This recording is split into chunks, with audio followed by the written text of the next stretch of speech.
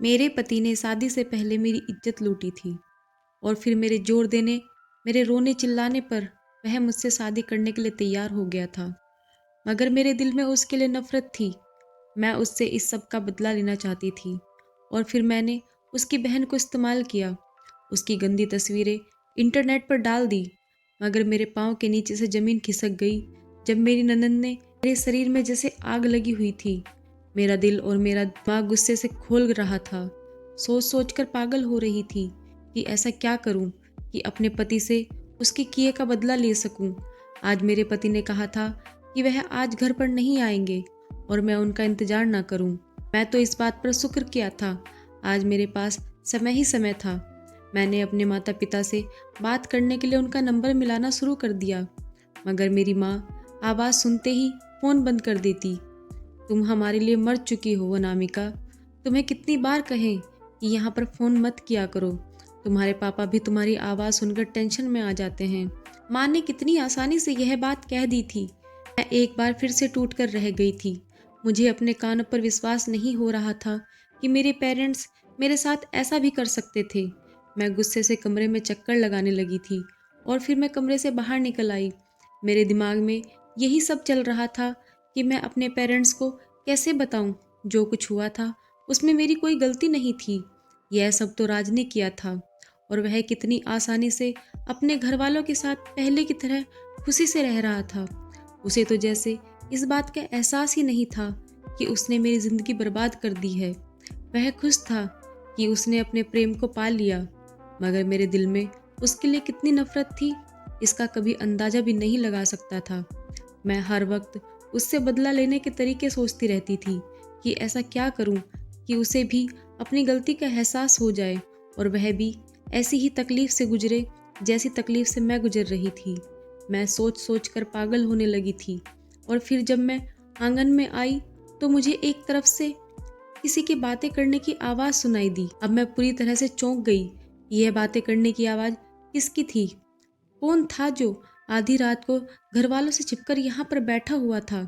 यह आवाज़ तो नौकर के क्वार्टर की तरफ से आ रही थी। यह वॉचमैन कुछ समय पहले ही मेरे पति ने घर में रखा था ताकि हम लोगों की सुरक्षा हो सके।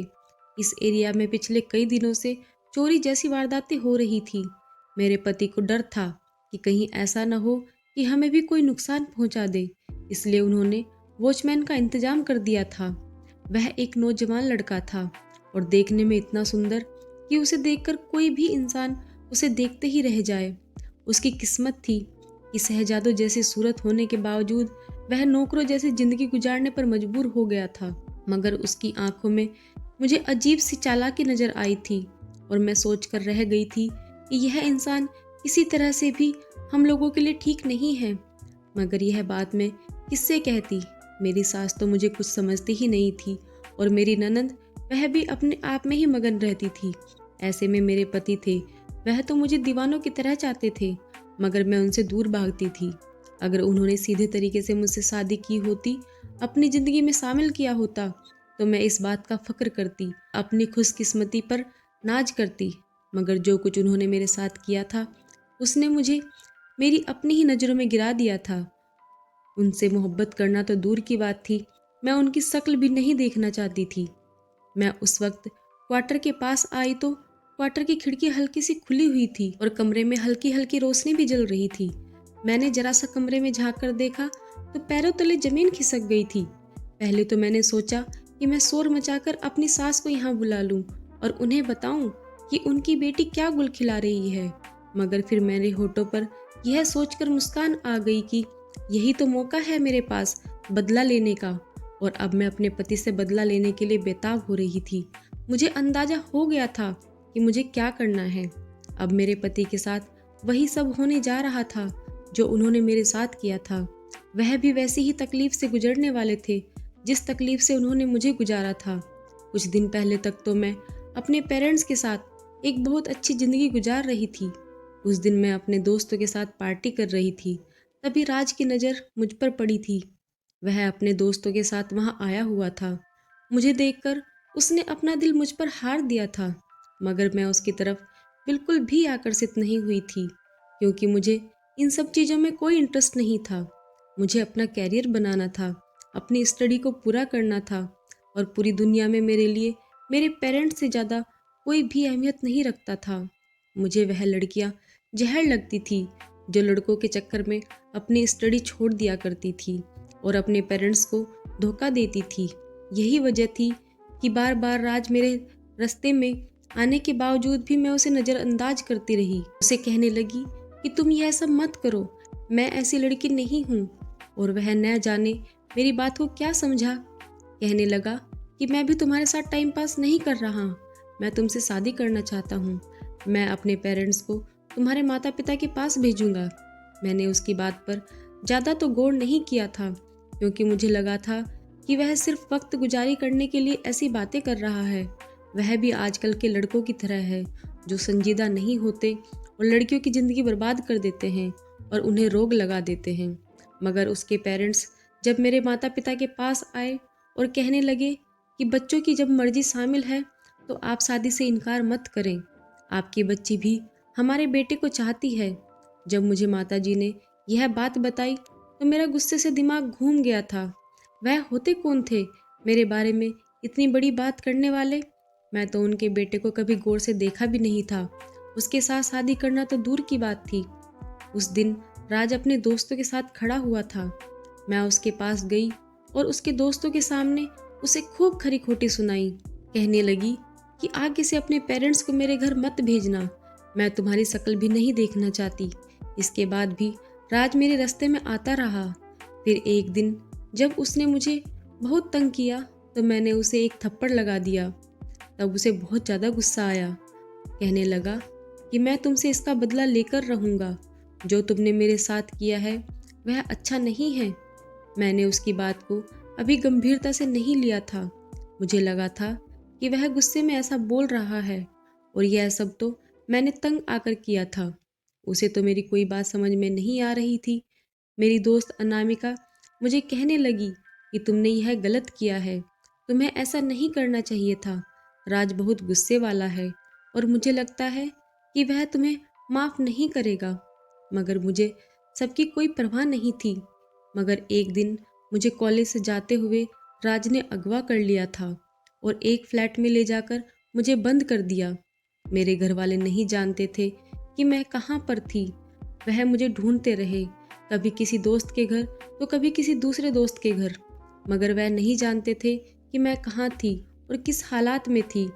और मैं राज के पैरों में गिरकर गिड़गिड़ा रही थी। मैं उससे कहने लगी कि मुझे प्लीज़ छोड़ दो, मेरे साथ यह सब ना करो, मगर वह कुछ सुन ही नहीं रहा था। पहले उसने मेरी इज्जत लूट ली ताकि मेरे पास और कोई रास्ता ना हो शादी करने के अलावा। फिर वह मुझे लेकर एक मंदिर में गया, उसके कुछ दोस्त शामिल थे और शादी के बाद वह मुझे घर लेकर गया तो उसके माता पिता मुझे देखकर गुस्से में आ गए क्योंकि मैंने उनके साथ बहुत ज़्यादा बदतमीजी की थी और अब वह लोग मुझे बहू के रूप में स्वीकार करने को तैयार नहीं थे। तब मैंने उन लोगों को धमकी दी कि अगर आप लोगों ने मुझे इस घर से निकालने की कोशिश की तो राज भी घर छोड़कर चला जाएगा। और बेटे की मोहब्बत में मजबूर होकर उन्होंने हथियार डाल दिए थे। मगर वह लोग मुझसे बात नहीं करते थे, मुझसे दूरी पर ही रहते थे और मुझे भी इस सब से कोई फ़र्क नहीं पड़ता था। मैं जब अपने पेरेंट्स से मिलने के लिए गई तो मेरी माँ मुझसे बात नहीं करती थी। पिताजी मुझे कहने लगे कि तुमने यह सब क्यों किया है। पिताजी को मैंने सारी बात बताई तो वह कहने लगे कि जो भी हुआ है तुम्हारी इसमें गलती शामिल है। तुम्हें इस लड़के को इतना गुस्सा नहीं दिलाना चाहिए था और उसे इस हद तक मजबूर नहीं करना चाहिए था। उस दिन हमने तुम्हें मना किया था कि तुम अकेली कॉलेज से मत आना। मैंने तुम्हें कहा था कि मैं तुम्हें खुद ही छोड़ने और लेने आऊँगा, मगर तुमने मेरी बात नहीं मानी। वह भी अब मुझे माफ़ करने पर तैयार नहीं थे और ऐसे में मुझे राज से नफरत होने लगी थी। दिल चाहता था कि उसे जान से मार दूं, उसे भी ऐसी ही यातना दूं जैसी यातना उसने मुझे दी है। मेरी सास हर बात पर ताना दिया करती थी कि मैंने उसके बेटे को फंसा लिया और ज़बरदस्ती उसके साथ शादी कर ली। न जाने ऐसा क्या किया, वह इतना मजबूर हो गया कि मुझे उसने अपना लिया और मेरी ननद भी जैसे मुझसे खफा ही रहती थी। इस वजह से मुझे उन दोनों से भी नफरत थी। मैं चाहती थी कि इन सब लोगों को उनके किए का मज़ा चखाऊं। अब जैसे मुझे इस बात का मौका मिल गया था। मुझे यह रास्ता नज़र आ गया था कि मैं अपने पति से इस सब का बदला ले सकती थी। उस समय उसकी बहन उस लड़के के साथ मौजूद थी और दोनों ऐसी हालत में थे कि उन्हें देखकर मैं भी शर्म से पानी पानी हो गई थी। मैंने उन लोगों की वीडियो अपने मोबाइल में बना ली थी और फिर कमरे में जब जाकर लेटी तो अब की बार मुझे शांतिपूर्ण नींद आई थी, क्योंकि मुझे अपना बदला लेने का रास्ता नज़र आ गया था। मैं सोचने लगी कि जब उन्हें भी दुनिया के सामने तमाशा बनना पड़ेगा तब उनके दिल पर क्या बीतेगी, वह कैसा महसूस करेंगे। मैं अब यह सोच सोच कर खुश हो रही थी और फिर अगले दिन मैंने वह सभी तस्वीरें नेट पर डाल दी थी। और यह काम मैंने इतनी होशियारी से किया था कि किसी को पता ही नहीं चल सकता था यह काम किसने किया और कैसे किया। कोई मुझ तक नहीं पहुंच सकता था। एक एक करके वह वीडियो सब लोगों तक पहुंच गई थी। इस वीडियो में मेरी ननंद और उस लड़के दोनों का चेहरा साफ नजर आ रहा था। मेरी सास इस सब बातों से बेखबर थी, मगर ऐसे लग रहा था जैसे कविता को इस बारे में पता चल गया था, क्योंकि मैंने उस दिन उसे बहुत ही परेशान हालत में देखा था। बार बार वह यहाँ से वहाँ टहल रही थी और बार बार किसी का नंबर भी डायल कर रही थी। मेरी सास बार बार कह रही थी कि यह रमेश कहाँ चला गया, उसे मुझे बाजार से कुछ सामान मंगवाना था।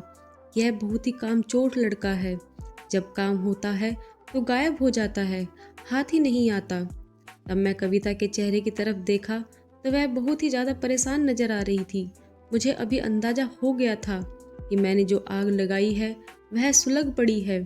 कविता को भी इस बारे में मालूम हो गया है। मैं दिल ही दिल में खुश थी कि अब मैं अपना बदला पूरा कर लूँगी, क्योंकि अब मेरे सास और पति के चेहरे पर भी वैसे ही तकलीफ नजर आने वाली थी जो तकलीफ मैं झेल रही थी। कविता तैयार होने के बाद घर से निकल गई। मेरी सास उसे बोल रही थी कि रुक जा, कहाँ जा रही हो कविता, इतनी जल्दी में। वह अपनी माँ की बात सुने बिना ही चली गई। मेरी सास अपना सिर थाम के रह गई थी। ये लड़की तो कोई बात सुनती समझती ही नहीं है। आज मैंने अपनी एक रिश्तेदार को बुलाया था। उसने कविता के रिश्ते के बारे में मुझे बताना था। वह कविता से मिलना चाहती थी, मगर यह लड़की किसी की बात समझे तब ना। मेरी सास लगातार गुस्से में ऊंचा ऊंचा बोल रही थी और मैं यह सोचकर खुश हो रही थी कि अब तुम अपनी बेटी को इज्जत से अगले घर भेजने के बारे में सोचना छोड़ दो। अब कोई भी उसे बिहाने के लिए इस घर में नहीं आएगा। आज मेरा पति भी बहुत ही ज़्यादा लेट हो गया था और मेरी ननद का भी कहीं अता पता नहीं चल रहा था। मेरी सास का तो टेंशन ले लेकर बुरा हाल था और मेरे ससुर भी बार बार मेरी सास को यही कह रहे थे कि तुमने अपनी बेटी को बहुत ज़्यादा छूट दे रखी है। कहाँ है वह, तुम्हें कुछ मालूम है? जवान बेटी अभी तक घर नहीं आई और तुम कुछ नहीं जानती वह कहाँ है? और तुम्हारा बेटा भी कोई बात नहीं सुनता। कब से मैं उसे कॉल रहा हूँ, मगर वह कोई कॉल नहीं उठा रहा। परेशान तो मेरी सास भी थी। वह रोते हुए कहने लगी, मैं क्या करूँ, वह सिर्फ मेरी बेटी ही नहीं आपकी भी बेटी है। अगर वह मेरी नहीं सुनती तो आपको उसे लगाम देकर रखनी चाहिए थी। अब मेरी सास को भी अपनी गलती का एहसास हो रहा था कि उन्होंने अपनी बेटी को बहुत छूट दे रखी है, मगर अभी तो यह सब शुरुआत थी। अभी तो इन लोगों को मालूम होना था कि तकलीफ और फजीहत कहते किसे हैं। रात को जब मेरा पति घर आया तो वह बहुत टूटा हुआ बिखरा हुआ लग रहा था। मैं उस समय अपने कमरे में रहा करती थी, लेकिन आज मैं इन लोगों का तमाशा देखने के लिए लॉज में मौजूद थी।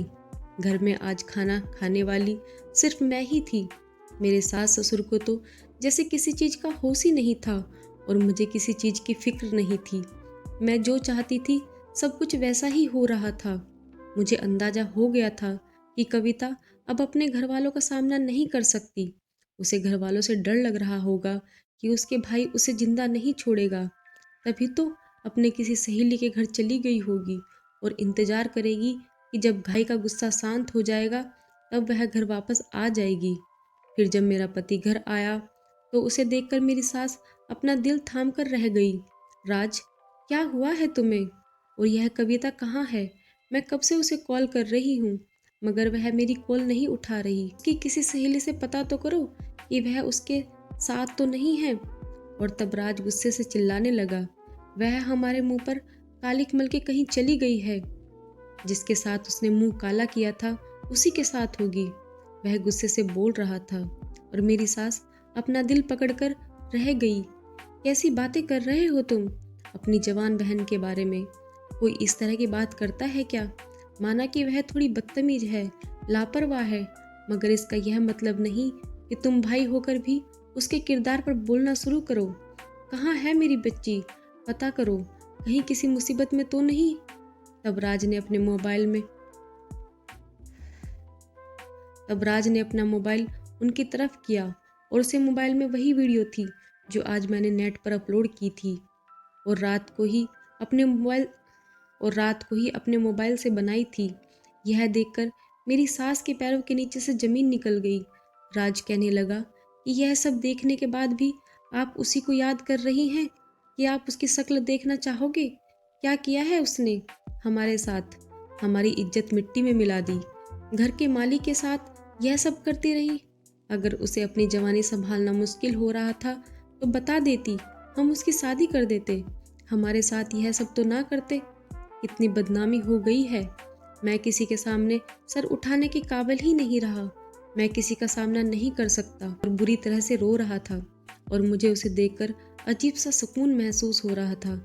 मैं भी इसी तरह से रोई थी और मेरे माँ बाप भी मेरे लिए इसी तरह से तड़पते थे। उन्हें भी अपनी बदनामी का ख्वाब सताने लगा था और उन्हें भी ऐसा ही महसूस हुआ होगा जैसा कि अब इन लोगों को हो रहा था और मुझे इन लोगों पर तरस नहीं आ रहा था। वह रात इन लोगों ने अपनी आंखों से गुजारी थी जबकि मैं अपने कमरे में सुकून से सो रही थी। मेरे पति ने मुझे सुकून से सोते हुए देखा तो कहने लगा, मैं जानता हूँ कि यह सब तुम्हारा ही किया धरा है। जरूर तुमने ही मेरी बहन को इस तरफ लगाया था। तुमने ही उसके जहन में यह ख्याल डाले हैं, वरना मेरी बहन तो बहुत मासूम थी और आज जो भी वह बोल रहा था मुझे उस पर गुस्सा नहीं आ रहा था क्योंकि आज मैंने अपना बदला ले लिया था। राज और उसके घर वाले कभी भी जान नहीं सकते थे कि यह सब मैंने ही किया था। मैंने ही वह वीडियो नेट पर डाली थी। राज ने अब घर से बाहर निकलना छोड़ दिया था और वह मेरे सास ससुर का भी यही हाल था। वे लोग किसी के सामने सर उठाने के काबिल नहीं रहे थे। अब वह किसी से बात भी नहीं करते थे। रो रो कर मेरी सास का बुरा हाल हो गया था और मेरे पति भी कहते, अब मैं किस मुंह से दुनिया का सामना करूं? मेरे अपने दोस्त मेरा मजाक उड़ाते हैं, मुझ पर हंसते हैं, आवाज करते हैं। आप बताएं कि मैं क्या करूं, कहाँ जाऊं? तब मेरी सास अपना मुंह फिर से मेरी तरफ कर लेती। जब से यह लड़की हमारी जिंदगी में आई है उसने हमारे जीवन को जहन्नुम बना कर रख दिया है। निकालो इस लड़की को घर से बाहर। इसके मनहूस साया मेरी बेटी पर पड़ गया। और राज फिर उन्हें मुश्किल से संभालता था। जो भी था वह मुझसे बहुत प्यार करता था। वह मुझे छोड़ने के बारे में सोच भी नहीं सकता था। ऐसे में वह अपनी माँ को ही चुप करवा दिया करता था। दिन इसी तरह से गुजरते जा रहे थे। राज तो पुलिस में भी रिपोर्ट दर्ज नहीं करवा रहा था। कहने लगा, पुलिस वाले भी अजीबोगरीब बातें बनाएंगे। आप नहीं जानती कि मुझे कैसी शर्मिंदगी का सामना करना पड़ेगा। मैं पुलिस में जाकर रिपोर्ट नहीं करवा सकता। और फिर एक दिन सुबह सुबह ही पुलिस स्टेशन से कॉल आ गई।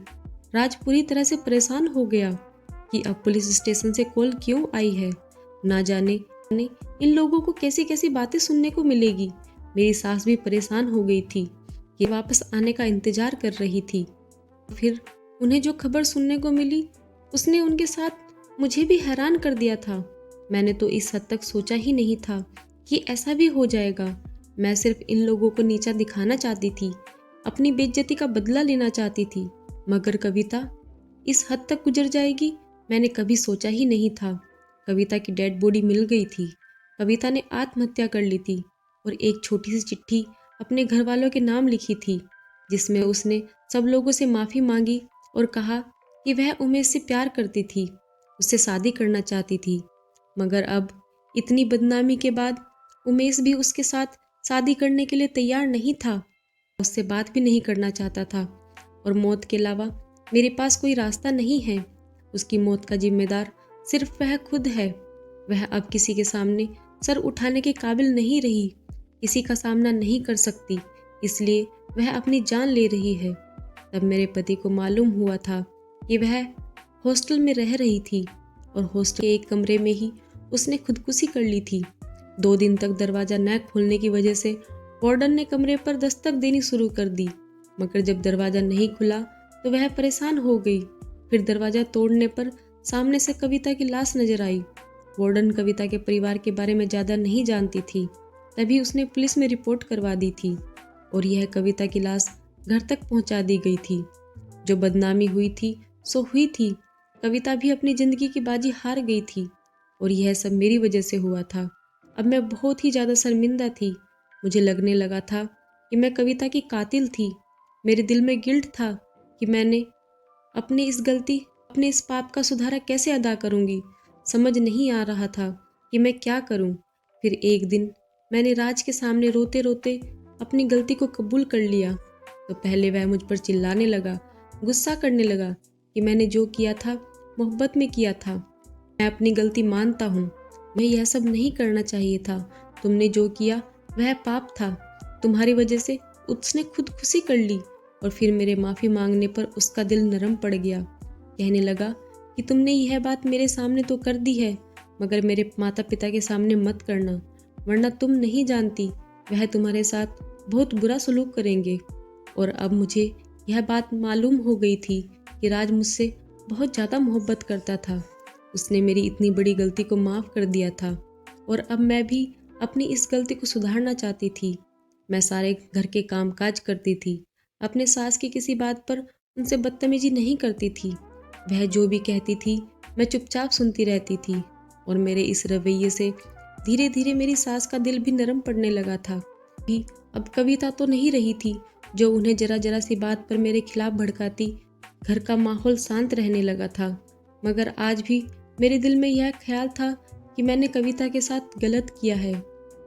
तो दोस्तों, उम्मीद करती हूँ आपको हमारी कहानी पसंद आई होगी। कहानी पसंद आई हो तो वीडियो को लाइक करें, चैनल पर नए हैं तो चैनल को सब्सक्राइब करें और हाँ, नोटिफिकेशन बेल को ज़रूर दबाएं ताकि अगली अपडेट सबसे पहले आपको मिले। धन्यवाद।